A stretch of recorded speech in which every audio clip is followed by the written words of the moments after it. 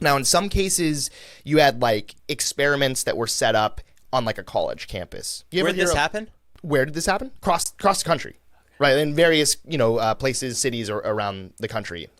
California was a big hotspot, though, obviously, just because of a lot of population.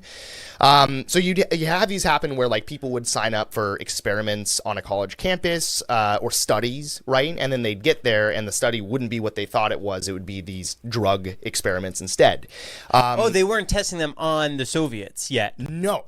This They was were on on American citizens. Jimothy. Yeah, American citizens. So you had them come in. They would oftentimes be experimented, thinking they were signing up for one study, but instead getting this. However, it gets worse. They also, Thank God. yeah, it also often was the case where they would experiment and force drugs on or into prisoners, and they would specifically go for people who were imprisoned or had some sort of criminal record because they figured that these people would be. Or that those people would be harder to kind of fight back. They wouldn't have the social standing or the financial standing to be able to really make a big deal about this, right? Especially if they were imprisoned, no one's ever going to hear from them. The probably most infamous part of MK Ultra, at least the part that stood out to me as being the most cruel, was this sub operation that took place, I think in San Francisco, if I'm remembering correctly, in California somewhere at the very least. It was called Operation Midnight Climax in the 60s. I know. Yeah. Where the CIA would set up fake brothels, and then men who went to these brothels expecting to have a sleepover, would instead find a sleepover.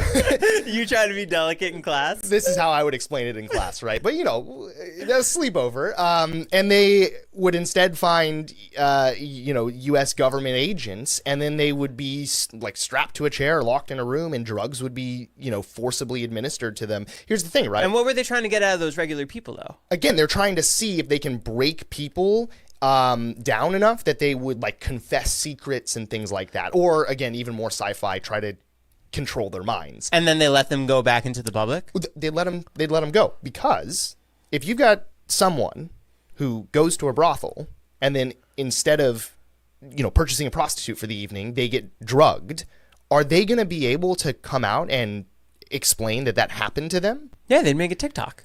Absolutely not. Not in the 60s. Well, here's the thing. To admit that they were drugged. They were confessing to a crime. They also were confessing, likely to their, spouse, their families, and to the broader public, that they were seeking out the services of a prostitute. And so that kind of social stigma around sex work kept these secrets ironclad, because people were too afraid to tell on themselves. And the second he wins in November of 1860, by December of that same year, you have South Carolina dipping. They're out. They will formally leave the Union, and then it's a parade of other southern states after that.